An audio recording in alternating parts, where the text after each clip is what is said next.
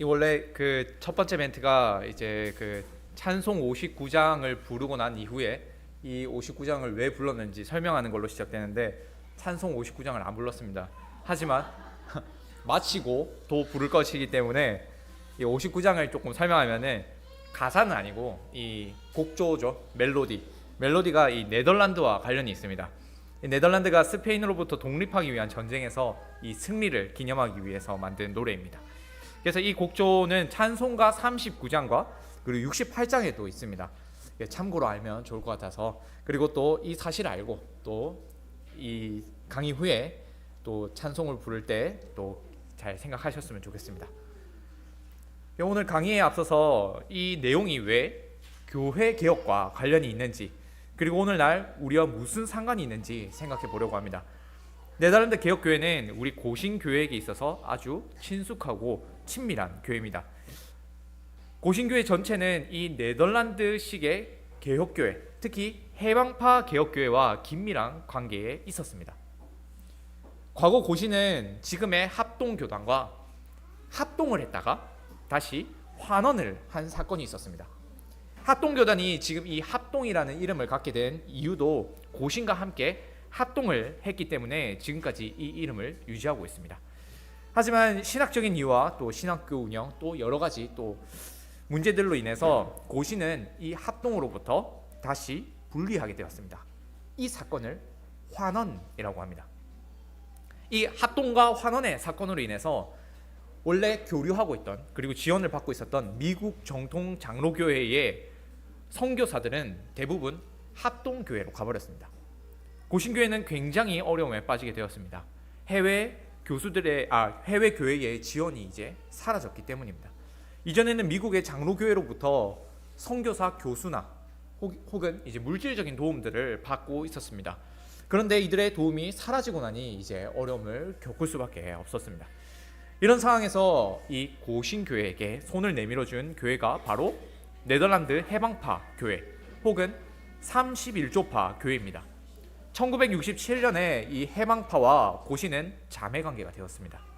해방파 교회는 고신교회를 물심양면으로 도왔습니다. 물질적인 도움뿐만 아니라 신학교에 교수를 세우는 일에 있어서도 헌신적으로 도왔습니다. 지금의 고신교회가 자립할 수 있게 된 배경에는 이 해방파 교회의 도움이 상당합니다. 고신교회가 네덜란드 개혁교회와 자매관계에 있다 보니 네덜란드식의 이 개혁교회 예배 모범이나 교회 질서를 닮아갈 수밖에 없었습니다. 심지어 해방파 교회는 고신의 신학교의 교수 선교사, 얼마 전에 돌아가신 고재수 교수님 같은 분이 있죠. 를 이제 보내주기도 하고 또 우수한 재원들을 네덜란드에 데리고 가서 유학시켜서 교육시켜서 고신의 교사로 세우는 데까지 도움을 주었습니다. 또한 고신교회는 해외에 있는 다른 장로교회와는 자매관계에 있지 않았지만 오히려 개혁교회와는 자매관계 속에 있었습니다. 그러니 개혁교회들의 영향을 받지 않을 수가 없었습니다. 고신의 예배 모범에도 개혁교회의 예배 형식이 포함되어 있는 것을 통해서 보면 알 수 있습니다. 사실 고신과 해방파가 이런 관계를 가질 수 있었던 것은 서로의 신앙 고백이 일치했기 때문입니다. 이역만리에 있는 두 교회이지만 주님 안에서 일치된 교회라는 것을 서로 발견했습니다. 서로에게는 정말로 필요한 관계였죠. 자매교류를 맺던 당시의 해방파 교회도 그 시절에는 힘든 시절을 겪고 있었습니다. 그런데 동방의 어느 한 교회가 진리를 위해서 투쟁하고 있다는 사실을 알게 되었을 때에 가만히 내버려 두고 있을 수가 없었습니다. 그런데 몇 년 전에 고신교회와 이 네덜란드 해방파 개혁교회가 자매결연이 이제 끊어졌습니다. 사실 고신과 해방파의 1대1 관계가 끊어진 것이 아닙니다. 국제개혁교회 협의회, 영어 약자로는 ICRC라는 국제적인 개혁교회 연합 안에서 이 네덜란드 해방파 교회가 해방권을 박탈당하게 되었습니다. 교회들의 자매관계 속에서 퇴출된 것이죠. 더러 고신교회의 입장에서는 고신과 해방파의 1대1 관계가 깨진 것처럼 표현하기도 합니다. 하지만 이런 생각은 좀 잘못되었습니다. 우리가 어떻게 자매교회가 되었는지를 생각해 본다면 고신교회가 일방적으로 자매관계를 우리 입장에서 끊었다고 말을 할 수 없습니다. 또한 일치된 신앙 고백 위에 함께 세워져가는 공교회를 믿는다면 여러 교회들과의 이 연합을 반드시 생각해야만 합니다. 그러므로 고신과 해방파의 1:1 관계가 깨어진 것이 아니라 일치된 신앙 고백 위에서 함께 세워져가는 이 교회들의 무리 속에서 해방파가 찢어진 것입니다. 예수를 주라 고백하는 반석 위에 세워진 교회이기에 일치된 신앙 고백이 있다면 그 어디에 있든지 그가 누구든지 다 하나의 교회라고 할 수 있습니다. 그런데 이 일치된 신앙 고백을 거부했으니 그들을 더 이상 하나의 교회라고 볼 수 없게 된 것입니다. 네덜란드 해방파 교회가 퇴출된 결정적인 이유는 여성 안수를 받아들였기 때문입니다. 여성 안수 때문에 자매 관계가 끊어졌다는 이야기를 들어보셨을 수 있을 겁니다. 들어보셨나요? 예, 얼핏 들어보셨을 겁니다. 여성 안수를 받아들인 것이 뭐 그리 큰 대수인가 하며 좀 의아할 수도 있을 겁니다. 근데 이 여성 안수라는 건 성경을 어떻게 해석하느냐 하는 문제입니다. 해석 방법의 문제입니다. 여성 안수를 받아들일 때 가장 필요한 성경 해석의 열쇠는 상황화입니다. 이게 무슨 말이냐면 구약 시대나 신약 시대나 그리고 오늘날은 다릅니다. 시대가 다르기 때문에 그 시대에 맞추어서 성경을 달리 해석할 수 있어야 합니다. 과거에는 과거에 맞게, 현대에는 현대에 맞게 성경을 해석해야 합니다. 고대에는 가부장적인 사회였으니 여자가 지도자가 될 수 없었습니다. 신약교회에서도 여성이 장로가 될 수 없었죠. 그런데 성경을 이렇게 상황에 따라 해석하면은 여성 장로와 여성 목사에 대한 성경의 반대는 변하지 않는 진리에 대한 반대가 아니라 시대와 상황에 따른 해석이 되어버립니다. 무슨 말이냐면 바울 사도가 여자는 교회에서 잠잠하라고 한 이 교훈은 진리가 아니라, 변하지 않는 진리가 아니라 그 시대와 문화에 맞추어서 어쩔 수 없이 그 문화 때문에 이렇게 해석한 것이라고 말을 하게 되는 거죠. 이렇게 되면 오늘날에 여성이 교회의 장로가 되거나 목사가 되는 일에 아무런 문제가 되지 않습니다. 현대사회에서는 여성도 충분히 지도자로서 역할을 수행할 수 있기 때문입니다. 이런 해석 원리는 동성애에도 똑같이 적용됩니다. 구약시대에는 비위생적이고 극단적인 동성애를 금지했던 것이지 동성애 자체를 금지했던 것이 아니라고 해석을 할 수 있습니다. 오늘날의 동성애는 그때보다는 훨씬 고상하고 좀 더 자유로운 선택을 할 수 있는 상황이 되었기 때문에 성경을 달리 해석해서 오히려 지금의 시대에서는 동성애를 받아들일 수 있다고 해석할 수 있습니다. 이와 같은 해석 방식은 진화론에서 기인합니다. 물론 이를 신학적으로는 자유주의 신학이라고 부를 수 있습니다. 굳이 이 진화론으로 설명해 보려고 하는 이유는 학생들이 배우는 진화론이 생물학에만 국한된 것이 아니라는 것을 좀 알려주기 위해서입니다. 진화론의 핵심은 시간의 지남에 따라서 모든 것은 진화하고 발전한다는 것입니다. 진리도 불변하는 것이 아니라 시간이 지남에 따라 발전합니다. 상황에 따라 달라집니다. 이에 따르면 과거는 현재보다 부족하고 언제나 미흡합니다. 따라서 과거보다는 현재가 항상 우월할 수밖에 없습니다. 이런 해석 방식은 성경 해석에서도 동일하게 적용됩니다. 구약시대의 신앙은 미개한 수준이지만 신약시대로 갈수록 그나마 발달하게 된다고요. 그리고 초기 신약시대에 비해서 오늘날의 문화나 상황은 그보다 훨씬 더 우월하다고 평가할 수 있습니다. 그렇기 때문에 오늘날에 비추어서 성경을 마음껏 재해석할 수 있습니다. 객관적인 진리는 사라지고 시대나 문화와 상관없이 동일하신 그 하나님의 불변하신 말씀은 사라지고 상황과 시간과 그리고 그 환경에 맞춘 주관적인 해석만이 남습니다. 그러나 성경의 진리는 시간이 지나도 변하지 않는다는 것을 우리는 잘 알고 있습니다. 하나님의 말씀은 영원히 변하지 않습니다. 시간이 지났다고 환경이 바뀌었다고 하나님의 말씀이 바뀔 수 있다면 더 이상 진리가 아니게 됩니다. 여성 안수를 받아들이는 이 해석 방식은 이런 치명적인 문제가 있습니다. 영원불변한 하나님의 말씀을 그 시대와 문화와 상황에 따라서 변할 수 있는 것처럼 만들어버립니다. 하나님의 말씀을 상대화시켜버립니다. 절대적인 권위에서 끌어내어 세상의 다른 교훈들과 비슷한 수준으로 상대화시킵니다. 그러면 사람이 해석하는 대로 성경의 의미가 달라집니다. 자신이 읽고 싶은 대로 해석하면 그만입니다. 하나님의 뜻보다는 사람의 자의적인 해석이 우위에 서게 됩니다. 이것이 바로 자유주의 신학입니다. 여기서 말하는 자유는 하나님의 권위로부터의 자유입니다. 자유를 얻은 인간은 하나님의 말씀의 권위 아래 더 이상 지배를 받지 않습니다. 더 이상 인간의 해석과 결정에 하나님은 간섭할 수 없게 됩니다. 이것을 자유주의가 말하는 자유입니다. 그래서 성경적인 교회를 세우려고 하는 교회들은 이런 식의 해석 방식을 반대합니다.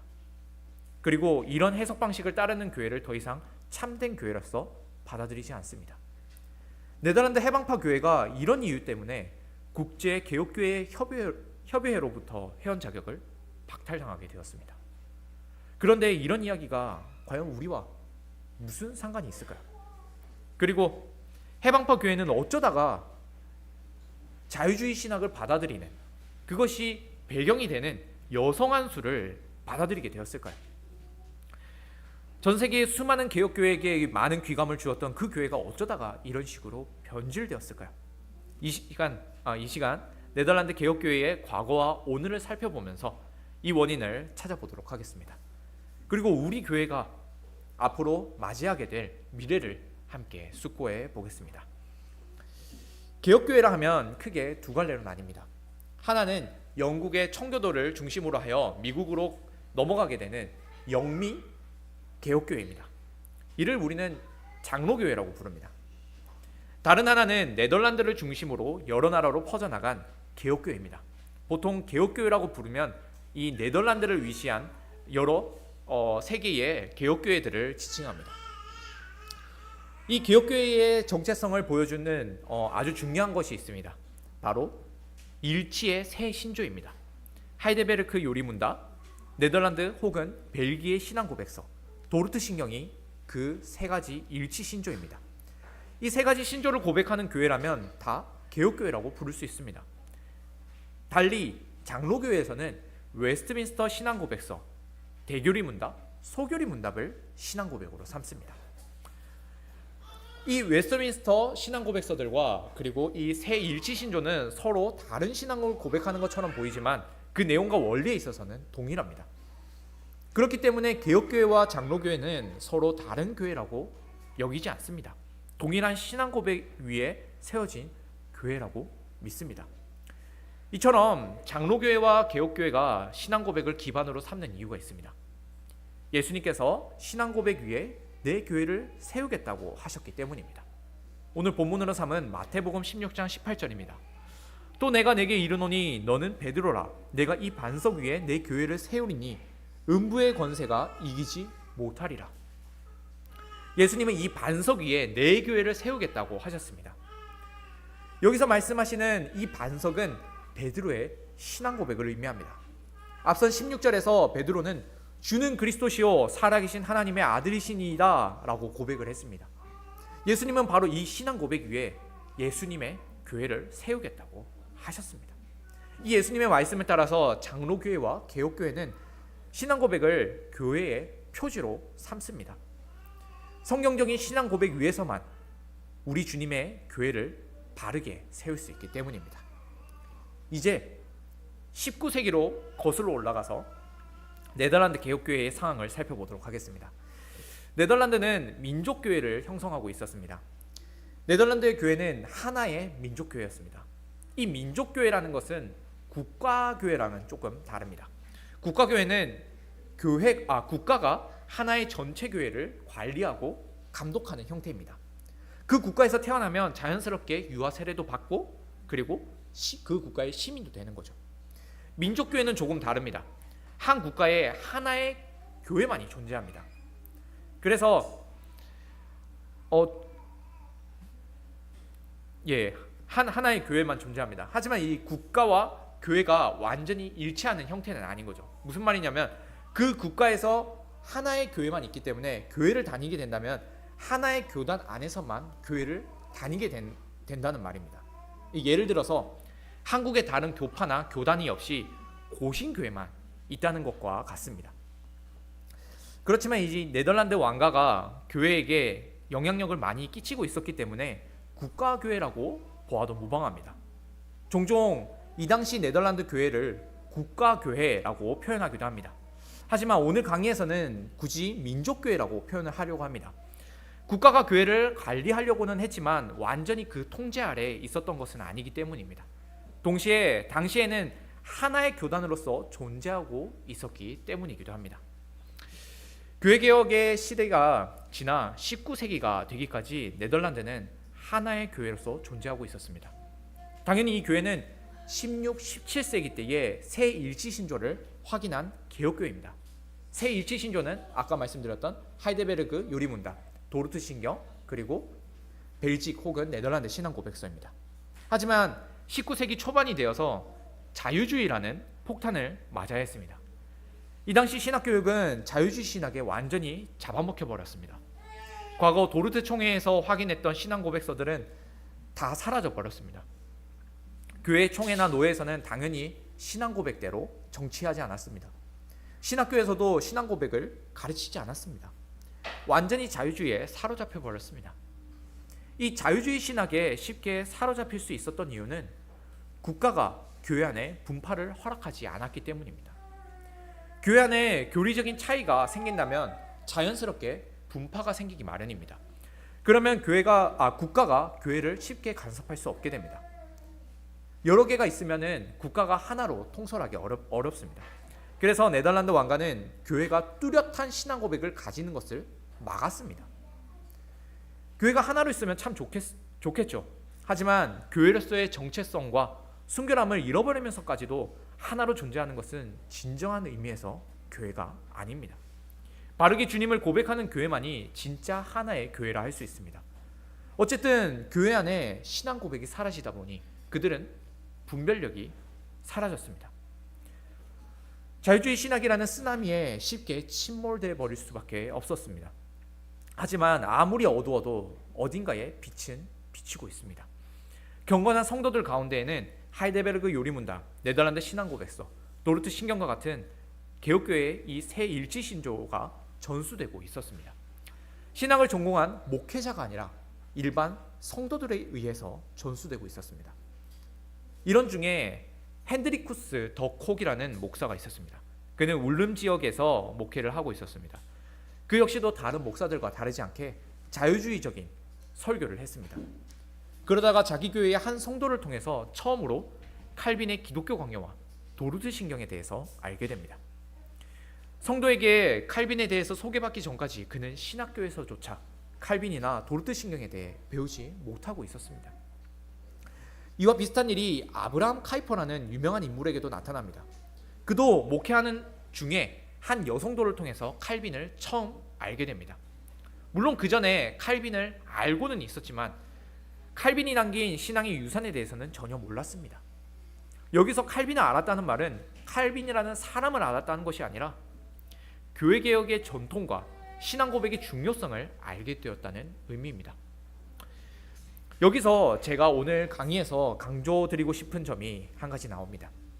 19세기 중엽에 네덜란드에서 일어난 이 교회개혁을 나델의 레포르만치라고 합니다.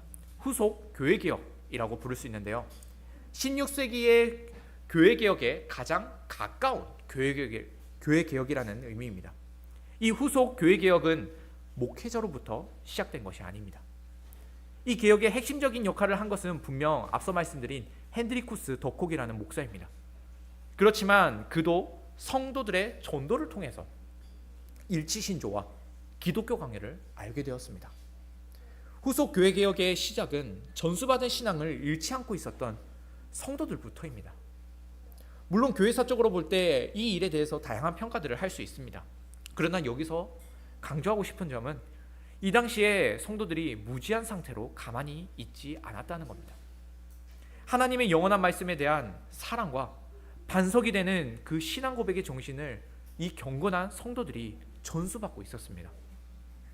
복음에 대한 그들의 열정으로 인해 무지한 목사를 변화시켰고 수많은 교회들을 되살리게 되는 계기가 되었습니다.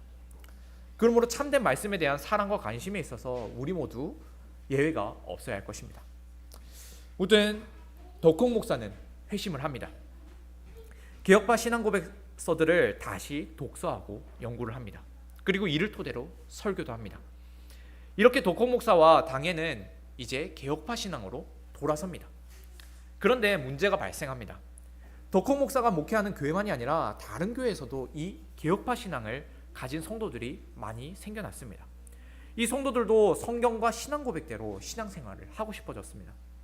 하지만 당시에 네덜란드 교회에서는 네덜란드 교회에서 신앙생활을 한다는 건 그저 동아리 활동 정도에 불과했습니다. 물론 그 이름은, 교회의 이름은 개혁교회였습니다. 하지만 개혁파 신앙 고백을 잃고 이름만 개혁교회였습니다. 이 교회 안에서 부모가 분명한 신앙 고백을 하지 않더라도 자녀에게 유아세례를 줄 수 있었습니다.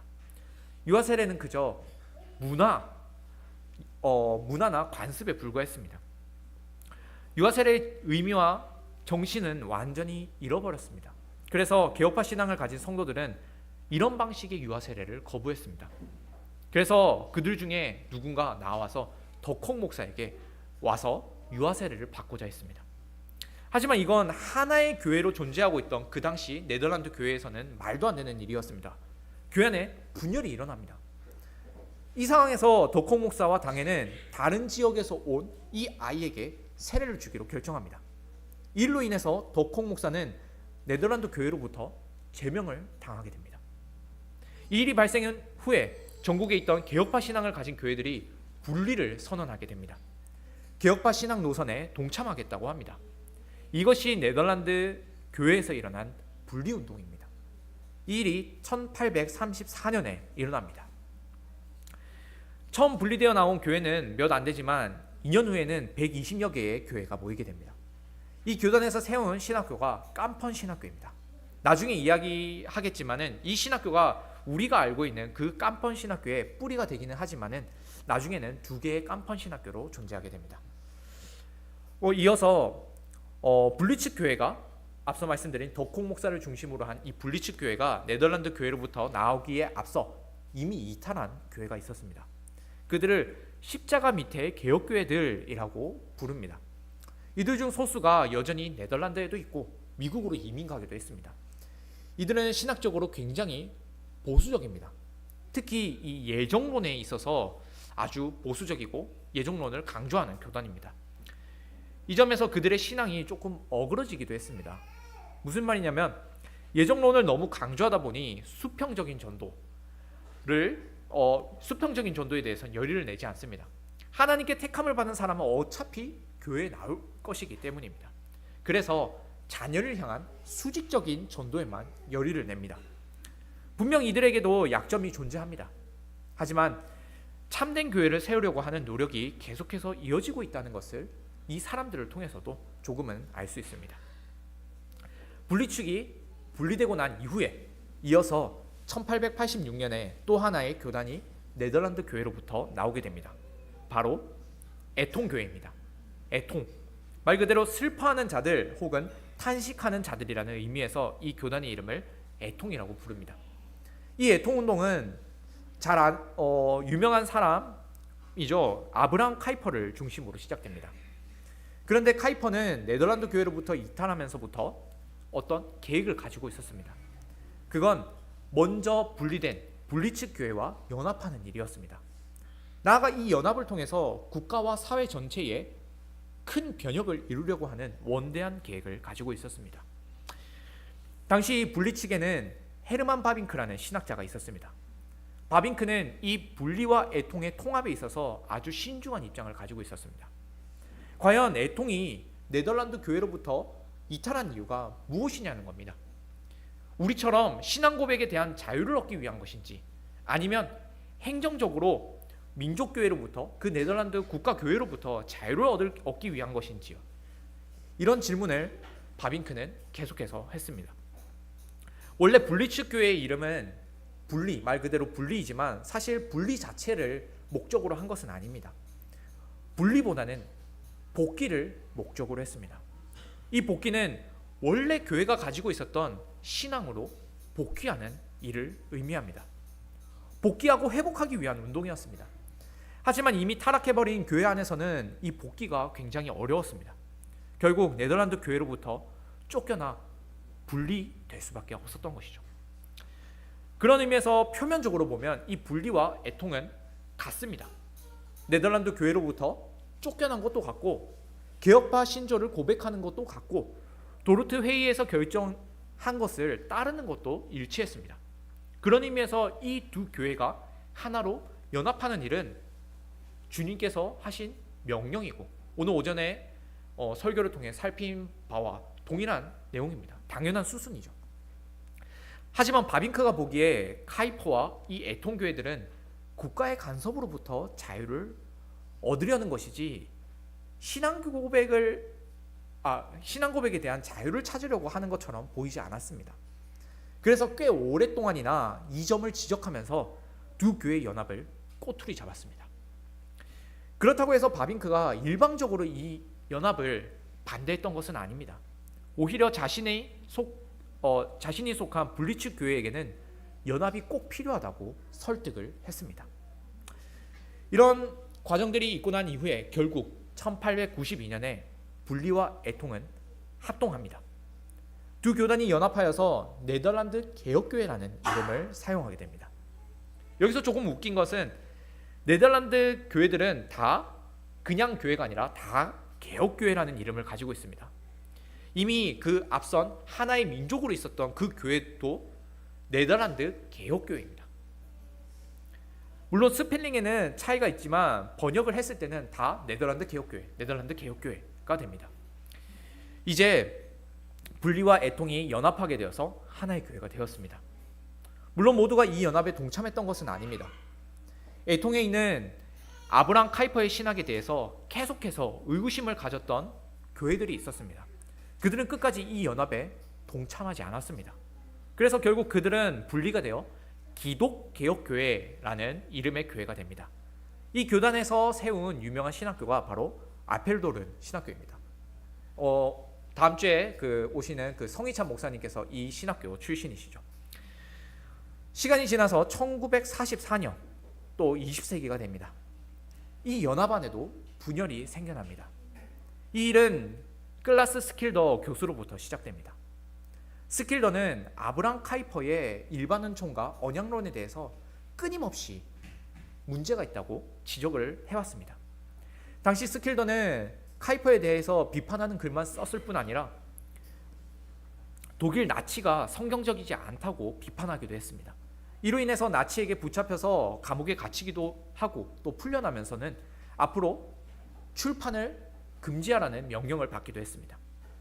그럼에도 그는 숨어 지내면서 끊임없이 자신의 입장을 발표했습니다. 그러다가 성경에 충실한 목사들이 카이퍼의 신학에 문제가 있다는 이 주장에 대해서 동의하고 일어나기 시작했습니다. 카이퍼의 언약론 때문에 교회 안에 심각한 문제들이 일어나고 있었기 때문입니다. 교회 안에 청년들이 신앙생활을 나태하게 했고 교회 출석도 제대로 하지 않았습니다. 교회 안에 경건이 사라지고 있었습니다. 이런 현상을 제공하게 된 카이퍼의 신학을 살펴보면 이렇습니다. 그 중에 한 가지, 가정적 중생론입니다.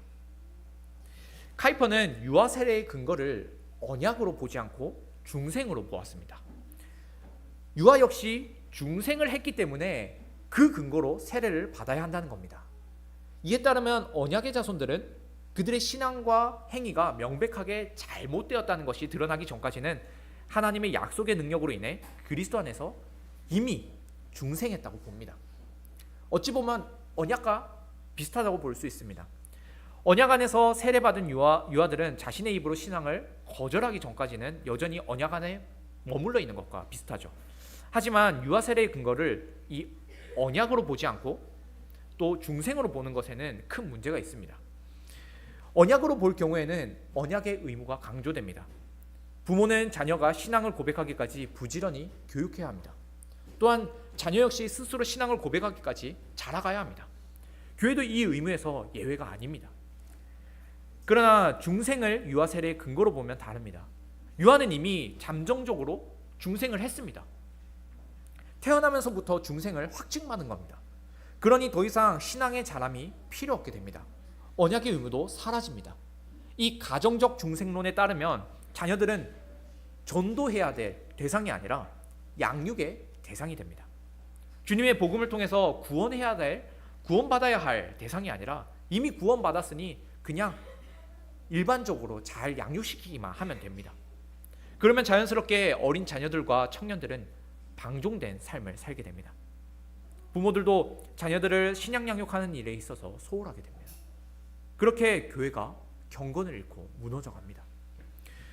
그렇게 스킬더와 카이퍼주의자들 사이에 싸움은 불가피해졌습니다.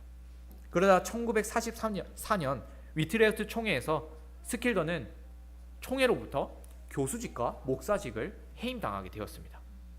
스킬더를 따르는 이 반카이퍼주의자들은 이 결정이 부당하다고 했습니다.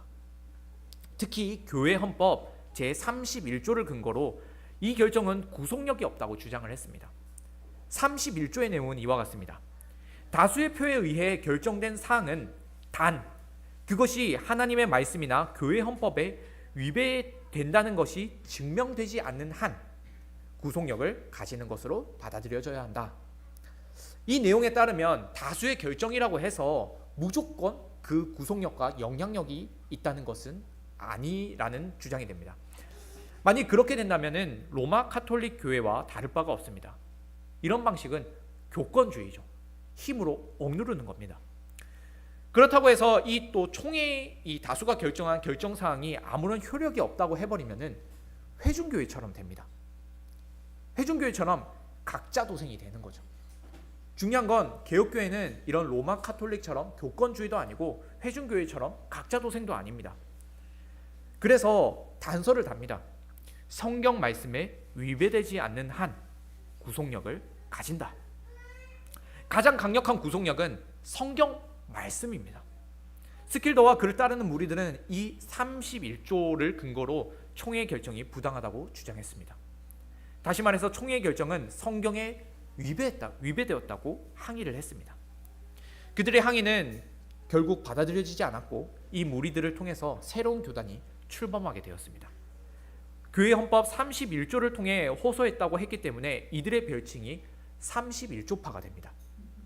또 다른 이름으로는 해방파라고 할 수 있습니다.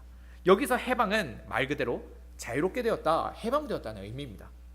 어느새 교권주의 정치가 되어버린 네덜란드 개혁교회로부터 아까 말씀드린 그 분리와 애통이 연합한 그 교회죠. 어느새 시간이 지나자 이 교회도 교권주의가 되어버린 겁니다. 근데 여기로부터 자유와 해방을 얻게 되었다는 의미로서 이 교회는 해방파가 됩니다. 이 해방파 교회에서 다시 신학교를 세웁니다. 그 신학교가 깜펀 신학교입니다. 이전에 블리츠 교회에서도 깜펀이라는 도시가 있죠. 그 도시에 신학교를 세웠는데 그 학교는 이제 애통과 합동을 하게 되면서 그 결을 달리하게 됐습니다. 그래서 스킬더와 여러 교수들은 깜펀에 또 다른 신학교를 세웁니다. 이 신학교가 우리가 잘 알고 있는 바로 그 신학교입니다. 허순길 교수님, 유해무 교수님, 김재윤 교수님과 같은 분들이 바로 이 신학교를 나왔습니다.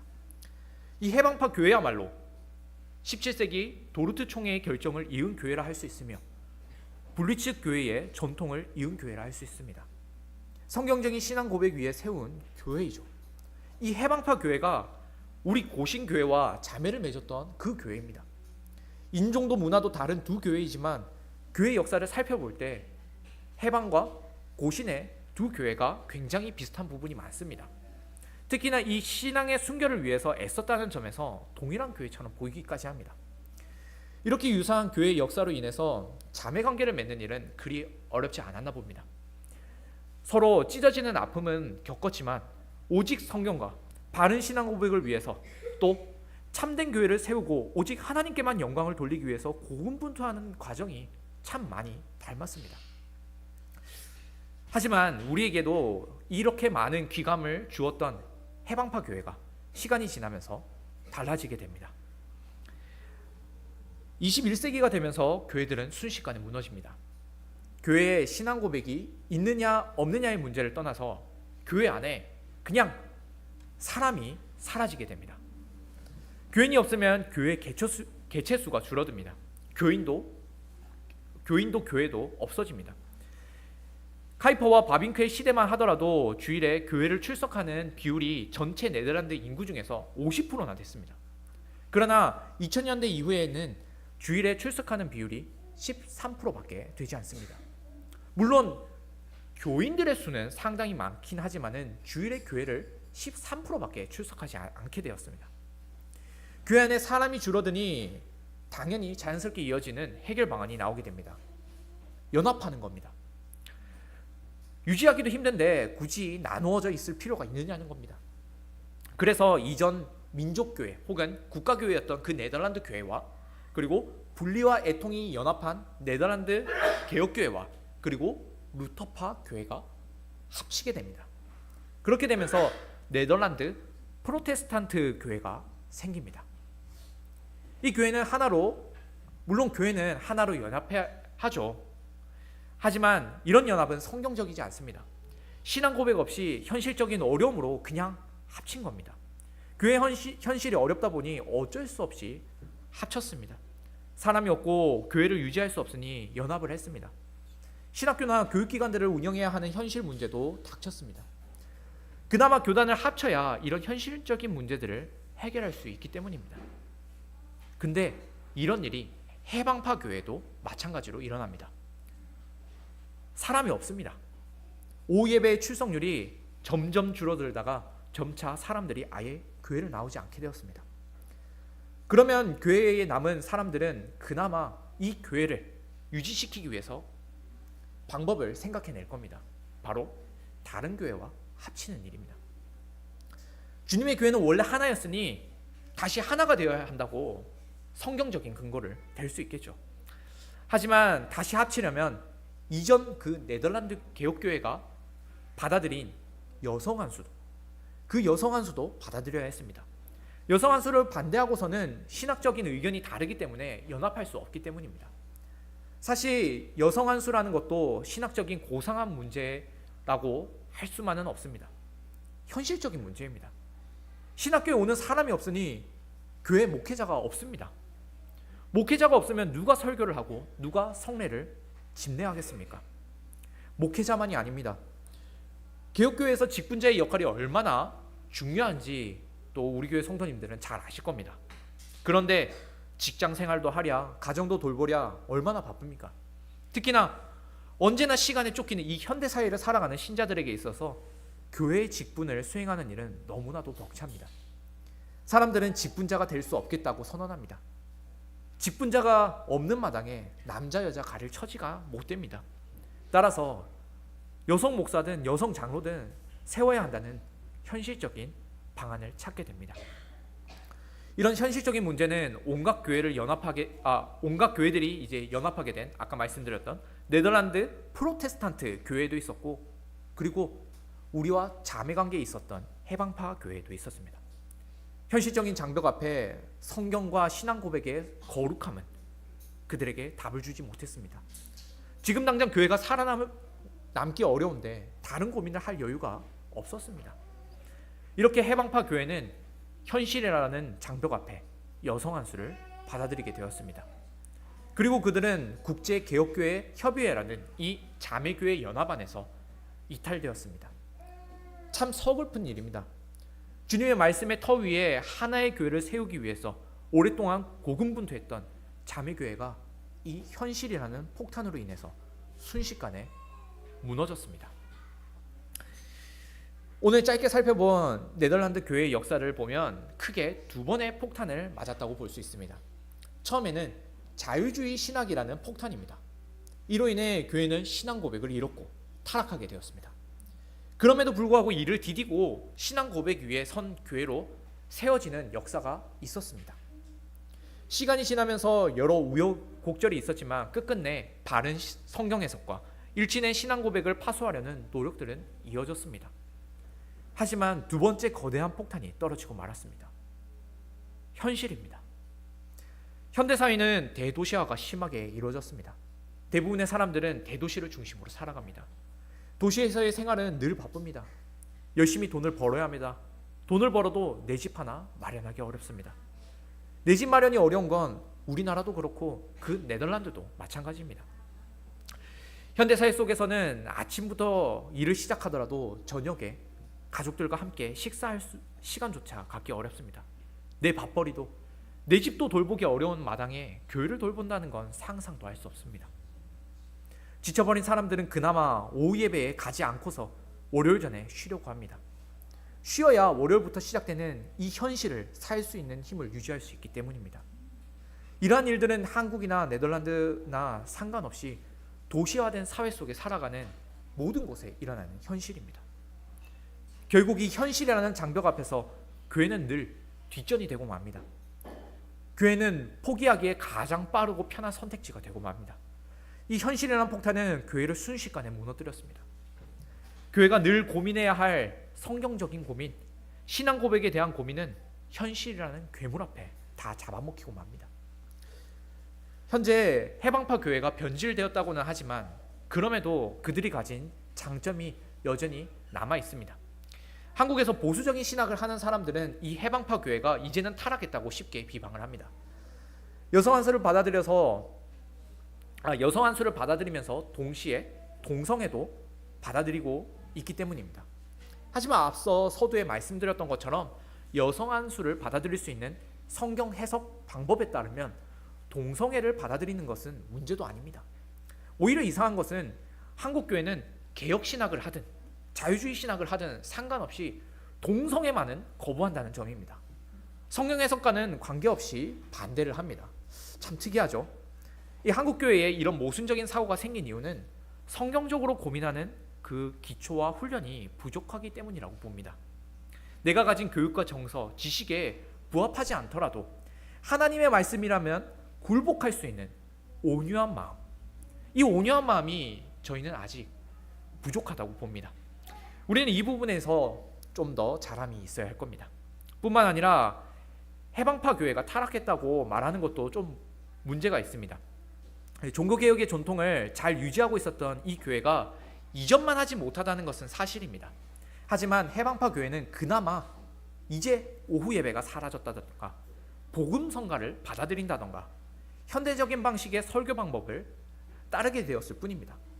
세계 어디에나 가면 볼 수 있는 그런 흔한 교회들의 모습들처럼 말입니다. 변질되었다고 해서 난잡하고 무질서한 교회가 된 건 아닙니다.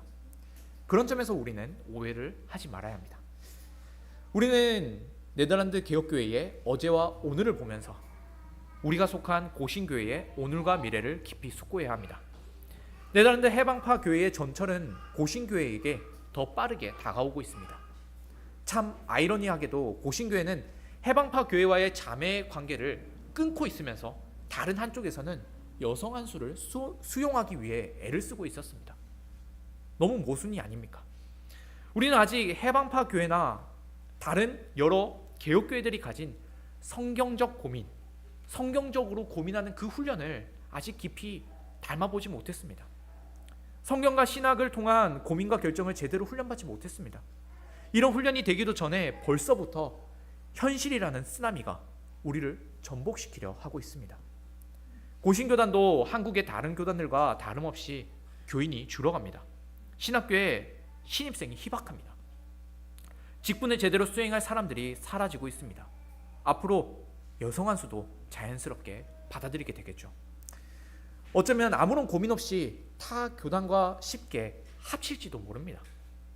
신학적인 고민보다는 현실적인 대안을 찾아 결정을 하겠죠.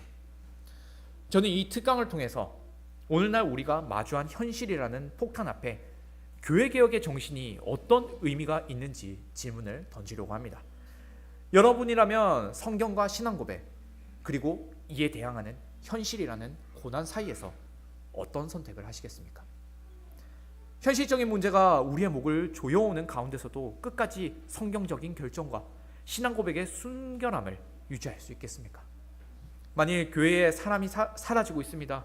그나마 신앙고백의 문턱을 낮추면 그리고 이명설을 받지 않으면 더 편하게 사람들을 맞이할 수 있고 이 교회가 유지될지 모릅니다. 교회 사활이 달렸는데 신앙의 순결함 정도는 잠시 내려놓을 수 있지 않겠습니까? 이 거룩과 생존 사이의 갈등은 먼 나라의 이야기가 아닙니다. 다른 교회 이야기도 아닙니다. 우리 교회의 문제이며 성도 개개인의 일상 속에서 늘 맞닥뜨리는 문제입니다. 일상을 바쁘게 살아가고 있는 여러분들께 과연 성경의 권위와 바른 신앙 고백이 얼마나 중요한 의미가 있는지 질문드리고 싶습니다. 세상을 살아가야 하는 내 현실에 좌절되고 나면 교회는 늘 저 뒷전에 처박히고 맙니다. 교회가 박해를 받던 과거에 비하면 훨씬 안전한 신앙생활을 하고는 있지만 우리는 여전히 동일한 고민과 고난 앞에 놓여 있습니다.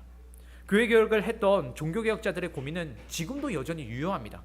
끊임없이 교회를 주님의 터 위에 세우고자 했던 우리의 선배들의 노력이 우리에게도 필요한 시점입니다. 교회 개혁을 기념하는 오늘, 교회 개혁이 그저 역사의 한 장면으로 남지 않기를 바랍니다. 교회 개혁을 위한 싸움은 인류가 타락한 이래로 계속되어 왔습니다. 아벨과 가인이 그랬고 야곱과 에서가 싸웠습니다. 요셉은 그의 형제들의 미움을 받았습니다. 예수님은 유대 종교 지도자들과 싸워야 하셨고 사도들은 수많은 이단들과 싸워야 했습니다. 종교개혁자들은 타락한 저 거대한 로마 교회와 싸워야 했습니다. 우리 역시 싸워야 합니다. 신앙 고백을 잃고 현실에 타협해버린 교회들과 그리고 현실이라는 거대한 시류에 맞서 싸워야 합니다. 우리의 적은 언제나 거대하고 강력합니다. 하지만 우리가 예수를 주라 고백하는 참된 신앙 고백 위에 굳게 서 있을 때 우리 삼위 하나님께서는 이 교회를 결코 무너뜨리지 않으실 겁니다. 예.